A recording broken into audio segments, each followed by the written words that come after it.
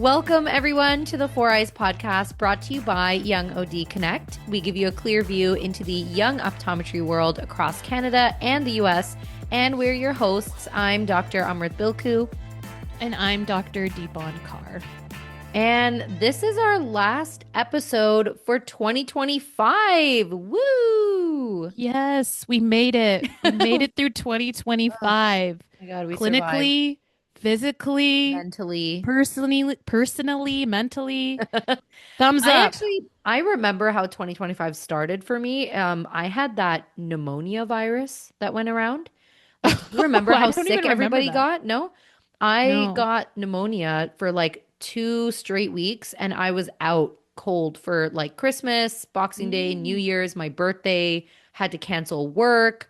All of those like end of year patients who like want to use their insurance, get their glasses, I had to cancel everyone. So it was such a chaotic start to the year that I was really hoping that the rest of the year would like pick up and be more positive. And honestly, it was. It was. And now the end of the year has been pretty positive. So I think same thing. I think at the beginning of the year for me, I was kind of like, eh. But I'm also not, it snows a lot for us here in Canada. And I have seasonal affective disorder. And January for us is a really tough month to get through because it snows, it's dark the whole time. So every January, every year, I'm always like struggling. Yeah. Because it's just always dark and there's no sunlight half the time. And it's snowing. And then you got to figure out how to drive through all this snow. And then it's cold. It's like always minus 20. Sometimes I get so tempted to move like to like South America or Dubai or something. And I'm like, oh my God, I just want to work. I yell at my parents and I'm like, couldn't you immigrate to California? Florida. Yeah. Or why do you pick this place? BC, Vancouver, somewhere near there. Why Calgary? Why the middle of the prairies, the Rockies? I'm like, could have started out there, but I know. It's okay. Okay, no, we're not gonna be negative in this episode. We're negative on almost every episode, but this is again our last episode of 2025. Yes. And we're very thankful for our sponsor for the last 2 years, Young OD Connect. It is a wonderful, wonderful organization. Deepon and I resonated really well with that organization when we joined, because that group just supports new grad ODs, especially who have like a strong interest in more medical optometry. They have a wonderful conference every year. Most of the time it takes place in Nashville for Mod Live. And so we're just so thankful and happy that we've had 2 years with Young OD as our sponsor. And this will be our last episode with them as our sponsor. So yes. Thank you to Young OD Connect. If you guys are not familiar with that organization, we'll have their link in our description. And you guys should definitely consider joining and join their mentorship webinar series. I've hosted one of those and you learn a lot. They're very community-based, very close-knit group of people, small groups, where you get to just learn from seasoned ODs and also other new grad ODs, just learning how to navigate your new career. It's a really good organization for new grads, especially if you're trying to learn new clinical conditions or getting used to those kind of things when you're new in clinic. But even for seasoned ODs too. And they have a lot of video content, a lot of podcasts, they have just so much content that's pretty diverse. So yeah, they're great. And they've been so awesome to us. Yeah, we're going to miss them so much. Deepon actually thought of what to do for this episode. So it's going to be very chill. It's not clinical. We're not talking about cases, but I'm sure we will probably talk smack about our work and patients and how burned out we are in life like we always do. But we're going to talk about our top 3 things that we learned in our career and our profession for 2025. And Deepon, since you thought of this, I'm going to let you start off.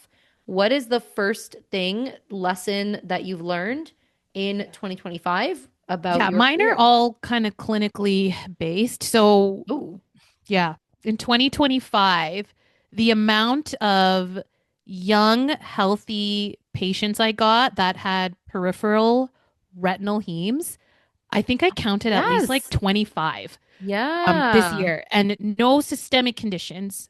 They're not on any medications. You're ruling out certain conditions like Valsalva retinopathy, which is a condition that occurs when there's a sudden increase in intrathoracic pressure Mhm. that can cause small retinal vessels to bleed it very easily. And it can be caused from like, coughing or sneezing Mhm. really hard or lifting heavy or strain or exertion. Yeah. That was all ruled out. So I really got used to sending these patients to their family doctors and getting blood work done. Most of them didn't even have a family doctor, also, by the Mhm. way. So Yep. they haven't been checked in like years, like even an annual physical. They're not done in probably like maybe 5, 6, even 10 years. Wow. So the other thing I learned about this is when I was like, okay, you guys got to get an annual physical done. I did not realize a lot of family doctors will not do blood work as like a baseline. You have to request for that. Yeah. Where I thought they just did baseline levels at every physical. Nope. So I learned after my like I would do follow-ups with these patients after 3 months, and I'd be like, let's see if these retinal hemes have like resolved or if they're becoming worse or whatever. And a lot of these patients would come back and say, "Oh, I got my annual done, but I didn't like the doctor didn't think I needed blood Mhm. work, so I didn't do it." And I'm like, "That's the whole point. We need to do That that." happens very often to me Yeah. too, where I'll send the letter to the family doctor requesting blood work, and then the family doctor will read it and just be like, "Oh, I don't think you need it." And just disregards what the referring Yeah. doctor has Well, written. And it's like, well, obviously there's a reason why I'm not having fun, spending an extra friggin' 5 minutes of my life right. writing this letter to you. Like, I'm Yeah. not doing it because it's fun for me. Yeah. So if I'm taking the time to request this from you, trust me, I'm not wasting your time. Well, this was the thing. I would never send a letter. I'd just be like, "Oh, Yeah. just find a family doctor first step and Oh, then get your annual physical I done." print them the But letter if then they don't have then I one. started then I started doing requesting blood work and Hmm. um I would specifically, request the basic stuff like a Yeah. CBC with differential Yeah. and a platelet count, fasting glucose and Hmm. HbA1cs to rule out diabetes, a lipid panel to rule out Yep. cholesterol issues, and just getting your blood pressure done to make sure there's no blood Hmm. pressure issues, right? So again, this is what I would send out. And a lot of the times, I think 30% of them, a lot of them found out they had either high blood pressure or diabetes.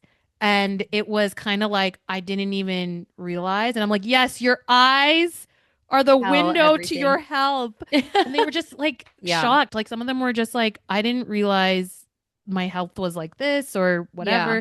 Some of them I think just wanted to hold off on seeing their family doctor for a long time because they didn't want to know what was going Hmm. on. But yeah, really got used to writing these referral letters with what blood work I specifically wanted Yeah. to rule out certain underlying systemic conditions. And you're right, some of these family doctors would never write anything back to me, Yeah. or some of them would. And then the ones that didn't, like, I wouldn't even see those patients again for the follow up. So, Yeah. not really sure what What happened would with that. happen? But That's good advice. Like yeah, I've seen random peripheral retinal hemes, like one or two, very, very small in super healthy patients in their 20s or 30s, no other yeah, complaints.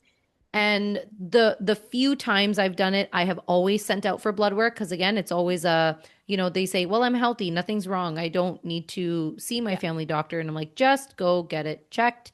yeah. Blood work doesn't kill you, go for it." But most of the times I've sent it because the patient is healthy, the Mhm. family doctor either refused to do it or just said, "Yeah, you don't need it. This doctor doesn't know what she's talking about." Yeah. Or they'll probably do it. But yeah, the family doctors, at least the ones I've encountered in Ontario, do not send reports back. Like they do Mm, it and then they don't say anything. So when I see the patient back, did you do the blood work? Yeah, I did. The doctor said everything's fine.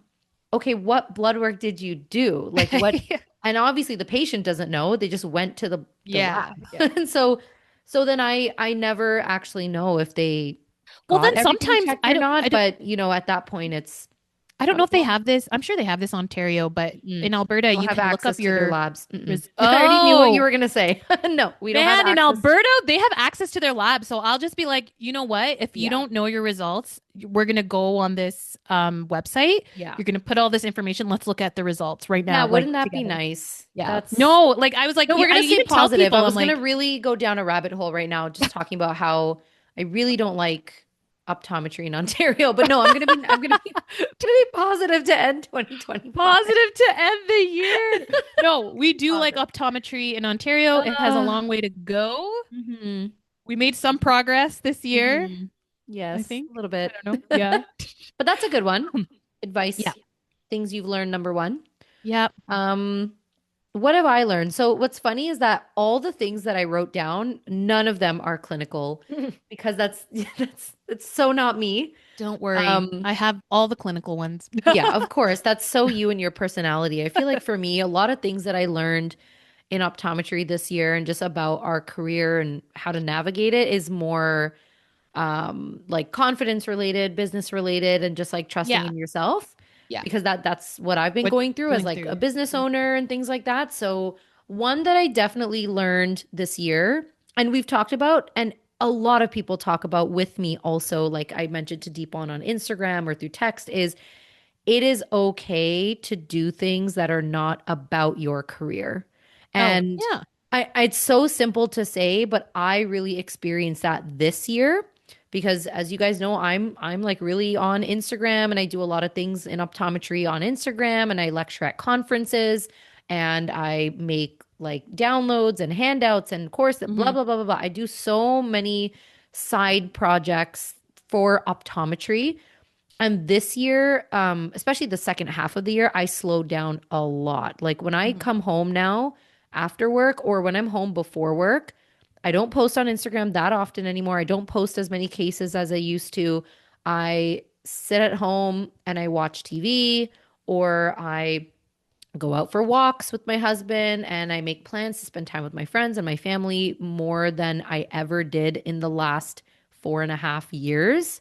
Um, and it's so different now. Like I used to feel so guilty. I used to feel like I'm like itching or like twitching, like I need to do something to like help my business grow.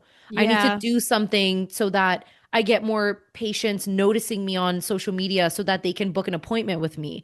And like Yeah. I need to grow, I need to grow. And now I'm like, no, I just want to sit. I'm done growing. I'm The done growth is growing enough. for right now. Like I'm okay. I can grow another year whenever I have the energy and like the Yeah. motivation to do it. And like it's not a bad thing that I don't have the motivation to grow right now. Maybe it looks like that on the outside to you guys, but Yeah. even though I'm still doing stuff on social media, trust me, my heart and my brain is not in it as much as it used to be. In a good way, not in a Yeah. sad way, but it's like, yeah, I really, after work, I don't care as much about optometry anymore. I'm Yes. not I trying to think, make all my free time about what else can I do to grow my career yeah. and my business is not settled. Like it's still growing and Yeah, it's yeah, yeah. not anywhere where I want it to be, Yeah. but I'm But okay with that. it Like will get there. I feel like get every there on its own pace, not with clinic me. owner goes Yeah. through this. Like they're always like not happy with where they're at and there's so much more to do. But think of all the progress you've already Yeah. made. Like that's huge. Well, even But as an I think, associate, right? Not yeah, even a business owner, even as an associate, you sometimes will think, well, to keep my job here or to keep my employer happy or to make more money at this like clinic, like I yeah. need to bring in a specialty. I need to like negotiate and see if Nah, I can bring in man. these things. No, I don't know. I'm No, I'm not I I'm think not I in that learned. space anymore. No, Not in that no, I space. think from when we graduated, I remember when COVID just hit and how every moment of my free time was going to be about optometry and like Yes. figuring out every case and Hmm. like going on Instagram, learning more on Instagram, getting to know every like optometry influencer on Instagram. It was Yeah. just like, I must do this. Like, Yeah. this is what makes me happy. No, Mm-mm. not No. at all. I like my free time now is so the opposite of optometry. I don't do anything optometry related in my free time, except for our podcast, Yeah. obviously. But, we'll still love. But like, no, I'm something complete, working on something completely different You're working than on rock optometry. climbing, aren't you? Yes, actually, that's my new Yeah, like I thing right remember. now. Climbing, I'm That trying to sounds get awful, by outside. the That's one of way. my I'm goals I next am year. not I know I go to the gym, but I'm not a physically active person. I go to the gym to stretch and to No, walk on their treadmill. dude, Oh no. God, sounds like a I feel nightmare. like I'm the most healthiest I've ever been in my entire life, and I'm the oldest I've ever been. And now I'm just focused on health, wellness, like trying to Yeah. keep the peace in my life, Yeah. trying to be, flexible, mobile still And in that's life. by Like, ignoring optometry when you've clocked out of work. yes. That's But that. that's just me, right? Like, I feel like some people are, like a clinic owner or a business owner. You guys can handle that. Like with optometry, you're thinking about it All way day. more than I am. Hmm. But for me, it's just, that's how I enjoy my spare time. Like, I feel like there was something that Dr. Harbir Sayan said in one of his early podcasts where he was like, first practicing and he would be done at like I don't know 5 p.m. Yeah. and then he'd pack up his stuff and he was like, that's it. Oh, that's all I had to do at work. Oh my god, I could do like so much more. Yeah. But for me, I'm like so much more not optometry Yes. related. Yeah. Like something, a brand new goal in some other field, like I don't know, working out, Yeah. running, climbing, Yeah. being more And like, outdoorsy. I don't know, tell but me if that's I'm what I'm wrong, thinking but about. again, like you mentioned, when we started this podcast 5 years ago, we were definitely on Instagram a lot in Yes. that optometry space, getting to know all the optometry influencers, all the seasoned ODs, like other podcasters, blah, blah, blah. So we've known a lot of great and wonderful ODs who are also Hmm. very heavy on their social media presence and lecturing and all these things over the past 5 years. I have also noticed, or maybe it's because the algorithm keeps changing and maybe it's Me, not I showing think it to me, but I have also noticed that a lot of those same people are also not posting as often and they're not creating new content as often. They're posting like one video a month and here and there, and they're not even lecturing that often at conferences, or at least we're not yeah. seeing that behind the scenes. Yeah. And I'm thinking to myself, okay, so it's not just me. This is a time, I think, And post I think COVID, 5 years later, where everyone's just kind of like, I need to slow down. yeah, and I think you have Yeah. phases, right? Like Mm. it's okay. Like maybe in the next 3 years you want to do something completely different and Yeah. not focus so much on optometry. But then after those 3 years, you're like, actually, I I kind miss of want it. to Hmm. do presentations now in conferences. I want to be a Yeah. keynote or like a rep for one of Hmm. these brands or Yeah. something. I want to do. I think people when Can they always first change. graduate, it's kind of like, oh, I have to get up and running and get myself Yes. known, and it's like, nah. You have time. You have Like, time for that. yeah, it's just, take your time. If you want to do that and that makes you happy and that those kind of activities energize you, then do it. But Then if do you're it. kind of Hmm. not energized by it and getting tired and irritated by it, it's time to Yeah. switch up Switch it up. things. Mm-hmm. Oh, that was Yeah. good. Yeah. Okay. What's your number two? This is also a clinical one. I learned, well, it's actually like I saw quite a few of these this year too. Ocular pyogenic granulomas. Oh, yeah. Yeah. So Ew. these are, I know. So Gross. then these are acquired vascular lesions. I never knew how to really treat them. I would just let the patient, like, okay, maybe come back in like a month. Let's see how Yeah. it's doing. These are like, yeah, fast growing acquired vascular lesions. You can get them from trauma to your eye, a recent surgery or something, or even a old chalazion. Mm-hmm. But it just grows around like the mucous membranes around your eyes, and some of them are pretty vascularized. So when you Mm-hmm. even like press on them, they're like instantly bleeding, and Ew. they grow really fast. Like a lot of patients are like, "Oh, I just it was like really small a month ago, and now look, it's like So different. obstructing my vision or whatever, or it's like really irritating my eye." So I had a colleague tell me, like, I don't, you might already do this, you might already know this, but they were just like, use Timolol twice a day on that lesion Oh, and I've it'll heard of shrink. that. I've never done Yeah, it, but for okay. 4 to 6 weeks. And I did it on these three patients and it it went away. Like I would follow up with Oh. them in about 6 weeks. It went down and they were like, "Oh my God, it's not like really there anymore." And then that So doctor is looking at you being like, "Yeah, I freaking told you so." Like I'm not an idiot. I know, but I was just like This is thinking, I'm just to like, show you guys that Deepon has trust issues, everyone. That's what it is. If you ever tell well, Deepon anything, she will smile at you and then be like, yeah, "Yeah, well, effing right." Timolol, I was like, I don't know. But then if you think about it, it works by causing vasoconstriction Mm-hmm. to those vessels. Mm-hmm. Yeah. And then it inhibits the vessels from growing, and Yeah. then it promotes like, I guess, cell death around that area, so it goes Yeah. down. Cool. Obviously, do not use this on anyone who has pre-existing lung conditions, asthma, COPD, heart problems, Mm-hmm. etc. We all know the Yeah. contraindications of timolol. But yeah, twice a day, 4 to 6 weeks, it works. Oh my Because I God. remember when I Cool. tried it with my first patient, I was just like, all right, we'll try this. And then it's better for people who don't want to go through surgery, Yeah. um, Yes. who don't want to go through that whole referral process. Yeah, basically surgery and all that. Mm-hmm. Oh, and they don't want to do steroids either, right? So Yeah. steroids have all these other side effects. But yeah, they worked on the three patients I used them on, and I was Cool. pretty happy with that. So now this is like I will help other new grads and be like, oh, I know how to get rid of that pyogenic granuloma. Oh, and then also make sure you distinguish this from, like papillomas or like Mm-hmm. hemangiomas Yeah. and anything cancer related. So just make sure you're doing your due diligence with that. But yeah, yay. So that's I another love that. clinical. I Yeah. actually, it's funny because we did learn that. I feel like optometry school is coming back to me right now about that, I don't but I've remember ever never, learning that in optometry I school. I have, was like, what? I feel like you in Alberta probably see a lot of just cool medical cases.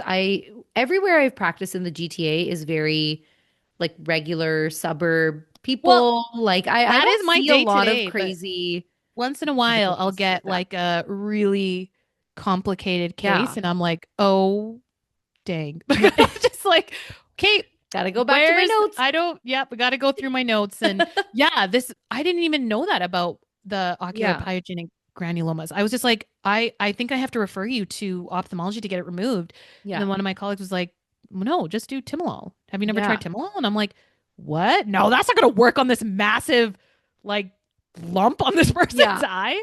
And And it that's works. again, I guess, okay, let me add that as like number two piece of advice. Always try to work in a place where you have associates there, like other Yeah. associates working with, like it's just so we've worked in all different types of settings now, obviously 5 years out or 6 years out, oh my God, of like graduating. But as a new grad, yeah, working in those like small mom and pop optical shops or like stores where or clinics where there's just like one exam lane and then you're not really with any other doctors. I mean, it's nice, it's challenging in its own way, but yeah, it's like it's lonely and it's like you don't get that mentorship or just that like camaraderie with someone else in the other room. Just be like, hey, I have something really freaky in my slit lamp. Can you Yeah. just come over and take a quick look? Like you learn so much from each other and each other's experiences when you work Yeah. in a practice with other people. And then it keeps you less insane. Yeah. Like we were talking off camera first, Deepon and I, before recording that, in just a general primary care practice, if it's based heavily on refraction, throughout your Mhm. career, 30, 40 years of your career, you can really start to hate your job and, get all, look, we're going down the negative loop again. Like you can get all Um, negative, but then if you work with the other associates, it's like you yeah. just learn so many different things. You can Yeah. It's have, true. Like, yeah. I mean, I don't work with another associate every day, but I need my alone time too. I'm not gonna Yeah. lie. But every once in a while, we'll talk about cases and Yeah, they'll it's be like, fun. "Oh, I saw this. What did you see?" And we'll kind of exchange Yeah. information, clinical information, and then kind of go from there. But Yeah. um yeah, it was, I don't know. I was just like, this is so cool. I just was really happy. Just a little Like I felt Timolo. like I was a new grad again, and I'm like, oh my God. And then, I mean, I didn't show that. I still Yeah, wear masks obviously. in clinic right now, so Yeah. when I saw my patient back and they're like, "Oh my God, Dr. Cart went away." My face, You were like so I was like, happy. and they're like, it's like the first time, you know? So Yeah. it was good. Oh, But you get a I gold tried to hide star. that from the patient. I know what I'm doing. I know what Yeah. I'm doing. I know it went away. Yes. Thank you. We always have to pretend like we know what we're doing. Um, Yep. that's a good one. So again, I Yeah. don't have a medical one. I'm so sad now because I feel like most of our listeners will probably like your advice way better. Like they'll Or actually maybe they learn already know something this. from About it. most of our listeners are new grads. They're like, yeah, I already knew this. Yeah. Duh. Hello, KMK. Yeah. Um, man, another one that I learned, or just that what I want to share. And again, people have asked me on Instagram privately about this, but I know a few young new grads, or like not new grads, but young ODs who are really thinking about opening their own practice. And they're so nervous, or they've been thinking about it, and they're like, I don't know, I don't know. It's a Yeah. lot of money. It's scary to work by yourself, but my piece of advice is definitely now being on the other end. Take the leap if you are thinking about opening your own practice, because you will thrive for sure, even in a saturated, busy area, because people don't go to eye care providers for the sales and the prices. When they get good service from a good doctor, they will stay with you Yeah. until you move away. And Yeah. then they will bring their friends and family to you because they love your service. And so you're going to thrive whether you're in a busy suburb, a rural area. You can start very small in a small lease, with like room for one exam lane, a tiny little optical. Start small if you really, are nervous about finances and situations like that. Use business consultants, Hmm. to get started. But if you're thinking about it or you're iffy and you're like, I don't know, I don't like the way that my employer does things, but I'm thriving in that clinic and they won't change things to like the way I want, blah, blah, blah, blah, blah. Trust me, you will do so well if you just took autonomy and opened your own practice. And Yeah. there's so many resources out there to help you navigate the money. So I highly recommend it, especially for new grads and young ODs, because there are tons of corporations out there that are throwing cash at you and they will squeeze out all your milk like cows. Like I promise you. And I'm going to say that, okay? They will. And you will burn out and you will hate your life no matter how much cash you have in your bank account. So think about it and open your own practice and give your patients like the care that you would give them if you had no one else controlling you, with the way that you want to practice. Yeah, I think people, especially if you've noticed, like if you've been practicing already a year, 2 years, even three, four, whatever, five, and you're kind of like, I don't like anything that's going on at my job in terms of how the owner is running things, Yeah. then it's probably something to consider. Maybe you should open up your own clinic because obviously this is not, and you've switched jobs like multiple times too, and Mm-hmm. you've tried different clinics. Yeah. I remember Dr. Stephen Huang who told me Oh, yeah. he switched jobs 7 times every year before Mm-hmm. opening up his new clinic. But he didn't realize he was going to open up his new clinic. He was like, after the seventh switch, he was like, I knew Can't do this. us being associate was not for me. And then Yep. he opened up his very successful clinic. Yep. Respect And he's eye doing care very well. in Yes. Alberta. Yep. It's And for beautiful. people, by the way, that clinic Respect Eye Care, for people who think you cannot charge in Canada a $200 eye exam, Yes, you yes, you can. can. Yes, He ma'am. charges $250 for Yeah. an eye exam, and he Yeah. has outstanding reviews. Mm-hmm. He's an amazing doctor. I just think don't limit yourself. Like, okay, if Yeah. it's not for you, fine. That's Fine. okay, Mm-hmm. whatever. But if it's something you're really thinking about, and if you're like, no, I can't do this. No, I won't be able to do this. Mm-hmm. No, No, I you'll wouldn't you'll limit figure it yourself. out. You'll No, figure it I out. was in the exact same boat. So we've talked about this on our podcast before, but for the first 2.5 years out from residency, I worked up to 4 different jobs at the Mhm. same time. I worked Yeah. 4 jobs 7 days a week. Yeah. And obviously, they were all associate positions. I never wanted to open my own practice in the beginning. I was like, no way. I don't have money for that. It's so busy. It's so saturated. Like, no, Yeah. there's too much competition, all these opticals coming out. And Yeah. I was working at an optical where I was charging Yeah. $60 for an eye exam because the opticians, guilt trip you. And then they're like, well, the optical down the street is doing 65. So, we should do. Listen, I've been there. Yeah. I even was ashamed of myself saying, Yeah. yeah, your eye exam is $60. How would you like to pay? Like that, Yeah. like it was the worst time in my life. Yeah. And now even in Ontario, most eye exams are range probably from like $100 to like 130, 140, maybe 150 in like Yeah. the GTA, like, the main suburbs and the busy cities. And finally one day, yeah, I was like, I've worked at 4 different places. I know exactly how each of them run. I know Hmm. what I love about each of them, what I don't like about each of them. I know what type of patients love coming back every year to see me and Yeah. why they love coming back. Yeah. So I know exactly what type of service to give them and how to market that service. So obviously, eventually, then I was like, no, I don't like the way that the staff, manages my schedule. I don't like this. I don't like my this here. And I can't change it because I don't own it. Yeah. And that was the time where I was like, okay, I have to open my own practice. Obviously, I did it with a business partner, another OD, which I loved as well because it Hmm. took some of that stress off of me doing it by myself. But we have so much autonomy now. We charge right now $168 for an eye exam. So Hmm. in our area, we are, I think, the highest.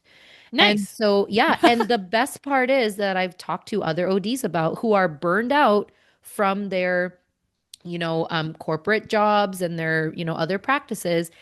I said the best part about my day is that based on how I appropriately charge for our service and our products, I can make my day, my day's revenue, my goal for the day, if we see like potentially even just four to Yeah. five patients. You know what I mean? Yep. Not 15 to 20.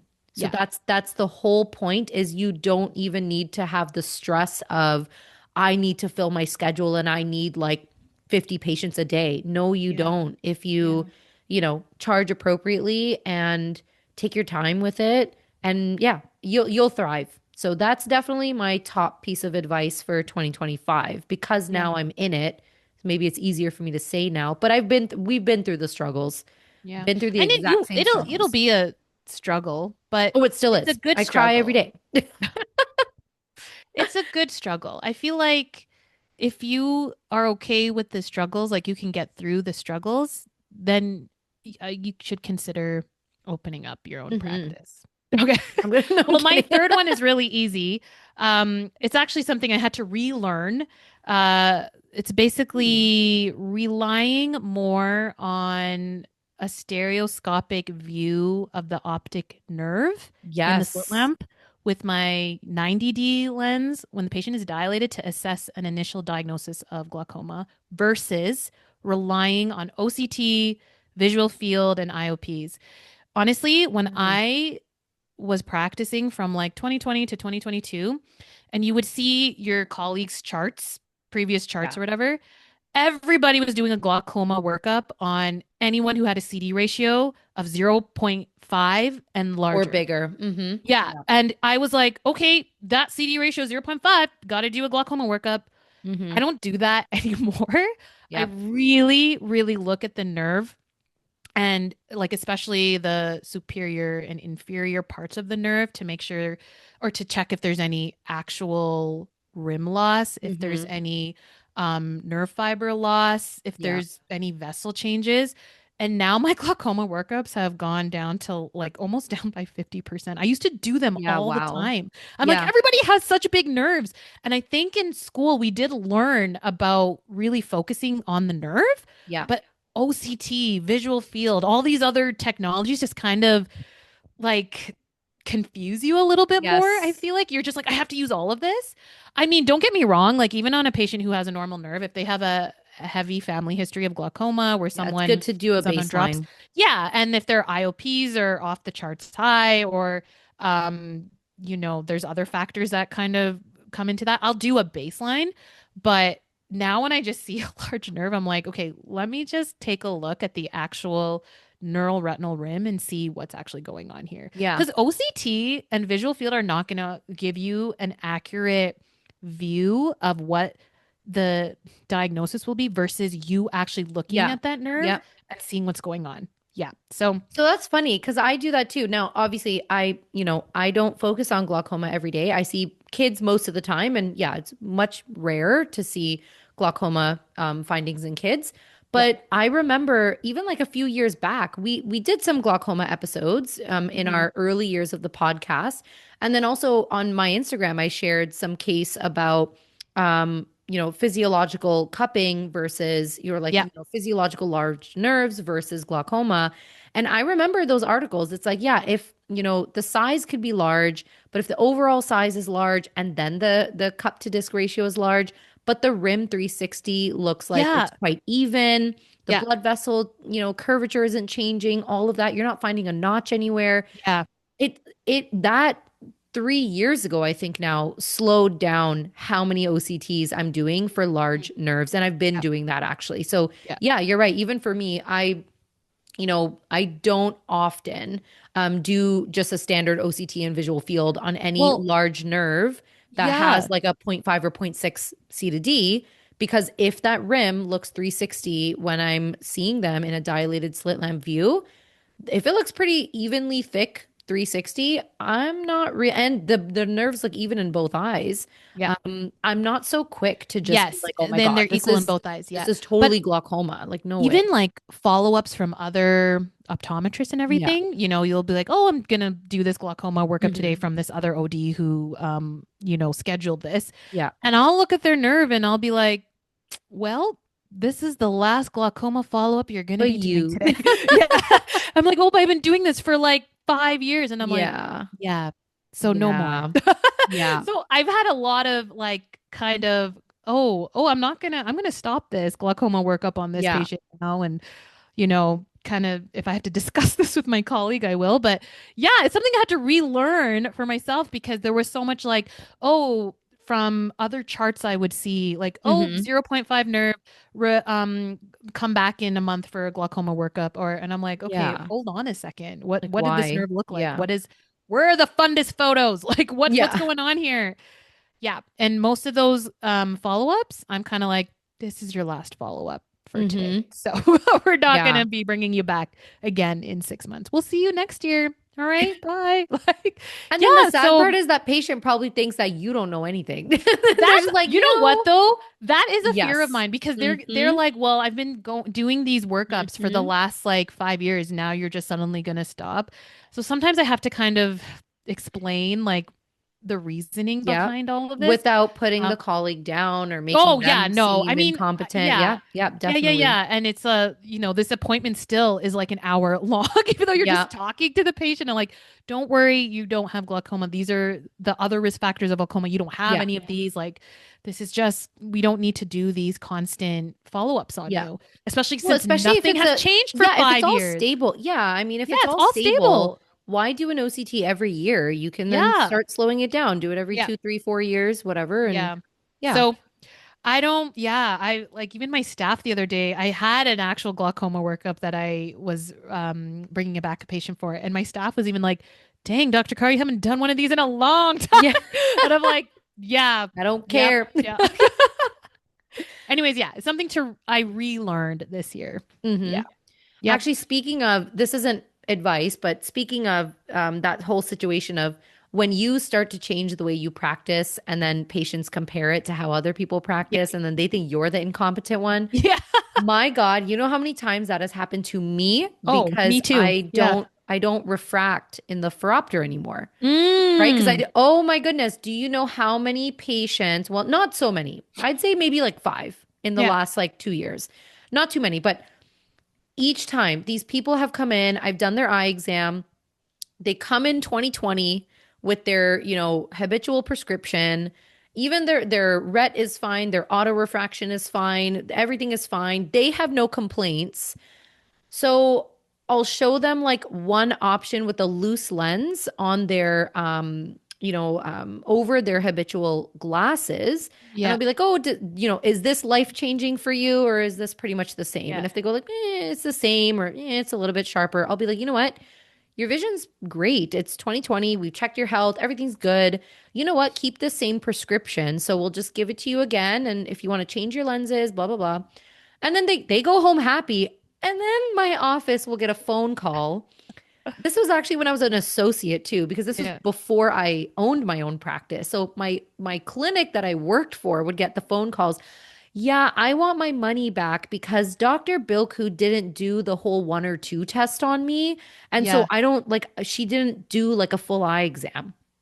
Mm, And there were those times where I was like, I am actually doing you a favor and I am actually not wasting your time or my time doing something that is irrelevant to like the status of your vision. And I did a refraction on you. yeah. It was with But I loose think, lens. Like you they don't know, understand it.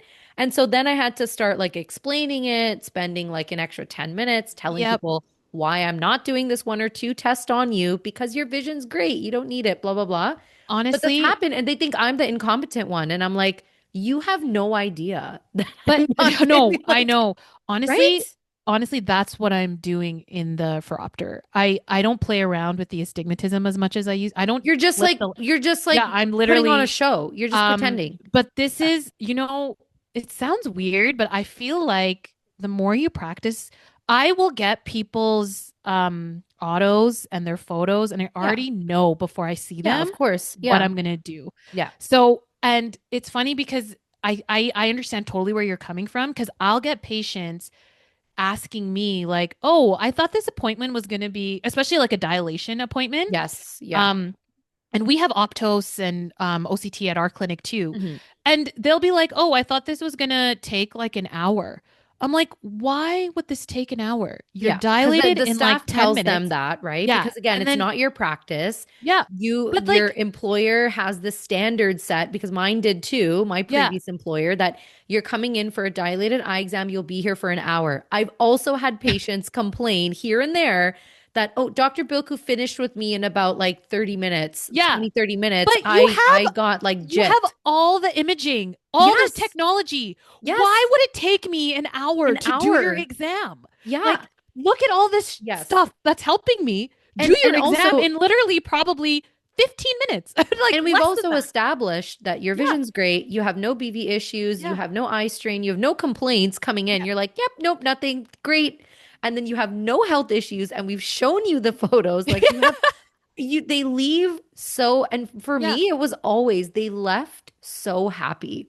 And then it's like they just go home and Yeah. they get a switch and they go, you know what? Actually, or someone's like, "Oh, Actually, my eye exam at freaking this small optical took me 3 hours. Why did yours take you so like such a yeah, I'm short time?" like, And it's like because they don't have all the they don't equipment. have the stuff. They're Yeah, probably they doing don't. their own pre-testing. They don't have the Yes. same Yeah. setup. But Yeah. this is what I always tell patients. I'm like, not all clinics They're not are all the the same. same. Mm-mm, They're, mm-mm. because yeah, You have we had different another different care. patient ask us like, "Why are the prices all different?" And I'm like, "This is a business. They're Yeah, all it's all different. different. It's Okay, all we're not going to be different." negative. We're not going to be. Yeah. We said we wouldn't be negative.